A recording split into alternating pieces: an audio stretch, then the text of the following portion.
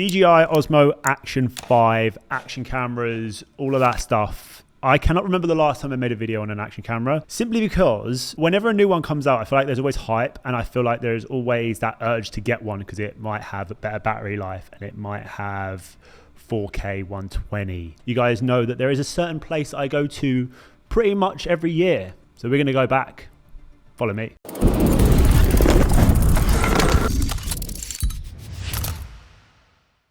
What is good, everyone, and welcome back to another video. Today we're talking DJI OSMO Action 5 Pro. Is this going to be part of my kit list going into 2025? Now, action cameras for me have always been very hit and miss. I use them potentially for client work. I have them there as an option. The thing about action cameras is they're convenient, but how much are they actually going to improve my videos going forward? And since testing this in Sky, not gonna lie, I wish I had this at the beginning of the year.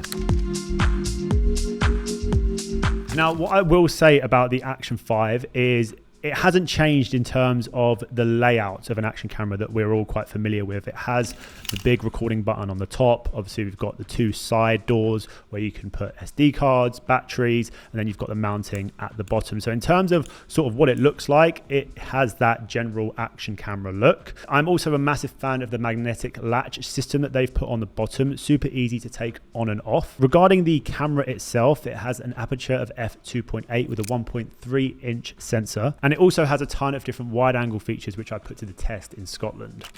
All right, so one thing that's really surprised me about the OSMO Action 5 Pro is how well the highlights are retained. Like behind me, it's actually retaining the highlights better than my Sony at the moment. I'm shooting with an ND on my Sony and I'm not shooting with an ND on the Action 5 Pro. Had to crank the shutter speed just a little bit, but the highlights are being retained so well. Especially at the moment, I'm shooting on the ultra wide with the Rocksteady Plus, so you don't get that crazy shake. It's super smooth. You lot, good morning. It is Tuesday, it's 7:30. I'm about to head up this mountain to watch the sunrise. And it's really cold. It's like -3 degrees. But the Arky T is out, which means I'm just going to be warm no matter how cold it is. Yeah, equip the hood. Good to go.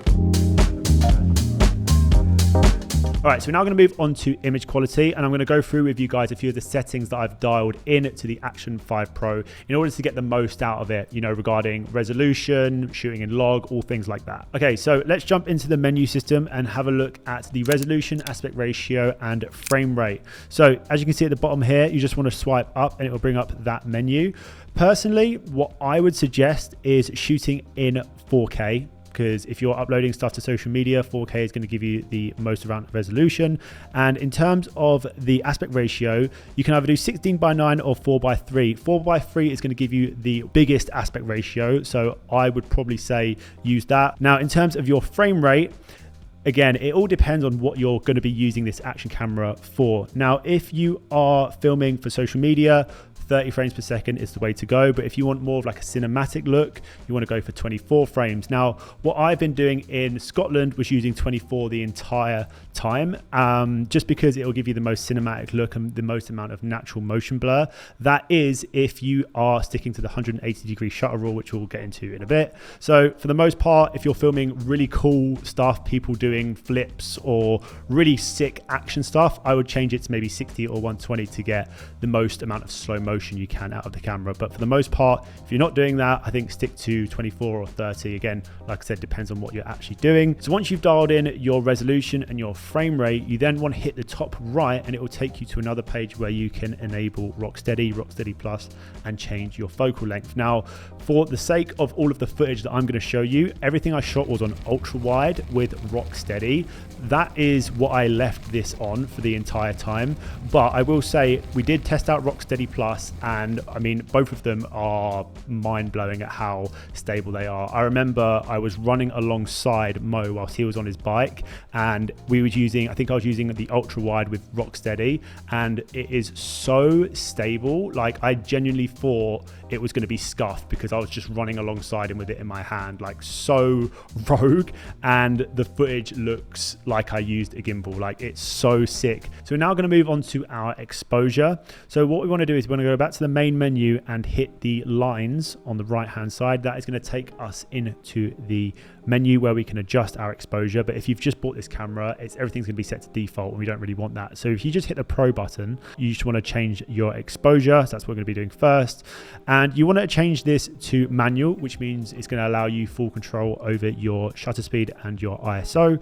So say for instance, and this probably isn't new news to any of you, but for those of you that are sort of unfamiliar with this, you want your shutter speed to always be double your frame rate. So for instance, if you're shooting at 60 frames per second, which is technically slow-mo, you want your shutter speed to be 1/120, and you want your ISO to be, I'd say, between like 200 and 400. The issue with this is, in order to stick to this 180-degree shutter rule, you're going to need ND filters, which DJI do make for the Osmo Action 5 Pro. But for some instances, when I was in Scotland, I actually didn't even have ND filters for this. So what I actually ended up doing was shooting on the auto ISO between 100 to 800, and the footage actually looked pretty good. If I had NDs, I would have just shot on manual the entire time. We're then going to be looking at white balance. I shot everything at 5,300 Kelvin white balance. And then for my color management, you want to change it to D-Log M at 10 bits so you can have full flexibility when it comes to color grading. And then image adjustments, I turned the noise reduction all the way down to -2 and sharpness to -1, so that the camera wouldn't be reducing anything for me. If I needed to do that, I'd rather do that within my editing. So one huge selling point for DJI, and what is making them so popular at the moment, is your ability to now connect a wireless DJI mic to your Osmo Action 5 Pro or your Osmo Pocket 3. And in order to do that, it's really simple. You just want to go into the main menu again and swipe down from the top, and then you'll see the third menu down is a little option for wireless mic. You just want to hit that, and then that will then give you the opportunity to connect 1 or 2 mics to this, and it's really easy to do that. You just want to go onto the mic, hold down the button on the side until it starts flashing blue, and then it will connect to your Osmo Action 5 Pro, so you can get really crisp, clear audio. Okay, so right now we are recording on the Action 5 Pro paired with the DJI Mic 2. As you can see, it's clipped to the top part of my jacket, and we're standing quite close to a road right now, so hopefully this audio sounds a lot better than the internal microphone. I've got the dead cat on as well. It is about 8 AM right now, so low light. It's pretty good. I mean, the sun is just rising, so I wouldn't call this low light actually. Once you have all of those settings dialed in, you should now be able to get the absolute most out of your DJI Osmo Action 5 Pro. And to be honest with you, the image quality that this produces, I'm still very, very blown away with, considering how small it is. And I would actually say that this gives the Osmo Pocket 3 a bit of a run for its money, I can't lie. But personally, I think this actually just fits a little bit more into my lifestyle and workflow than the Osmo Pocket 3. So one thing that I will say this does have an advantage of over something like my A7S III or whatever camera you guys have that you film your content with, is its ability to not be very intimidating. So say you're out, you're filming a vlog, you're traveling or whatever, the ease of use that you have with something like this, just to quickly whip it out and get a clip, you might not even use that clip, but the advantage of just being able to get it out of your pocket and quickly film something is going to be way better than something like your Sony or Canon or whatever you use to film. You have a 16-35, a big lens on your camera, you have a top mic, a tripod.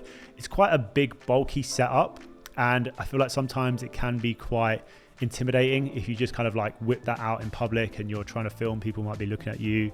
This, on the other hand, I don't even think people will look twice if you're talking to a little action camera like this, to be honest. Now, obviously, with the mounting options, you get something like this, which is like a little handheld pole, which you can then attach the camera to the top. You can also attach it to something like a magic arm or a suction cup to put onto, I don't know, the inside or the outside of a car. Something like a magic arm, you can mount it to so much. I'd honestly say that the magic arm is pretty much all you need. If you have just that and the action camera, you can get away with putting that on pretty much anything, unless it's like a sticky surface where you're going to need like a suction cup. But again, with the mounting options, they are endless, and you can get these really cool creative shots with a camera that small, and you're not going to worry that it's going to fall off, because that's the worry that I always have with, mounting something like a mirrorless camera to the outside of my car. I'm just always shook that it's going to fall off. So a lot of the time I'll just settle with using an action camera. I've actually used right? Yeah. I've not charged one of these batteries since I've been here. No, you haven't. This is the same battery I've used since yesterday. And it's just over halfway. He's been using it a lot. And I've been using this so much, and it's been cold.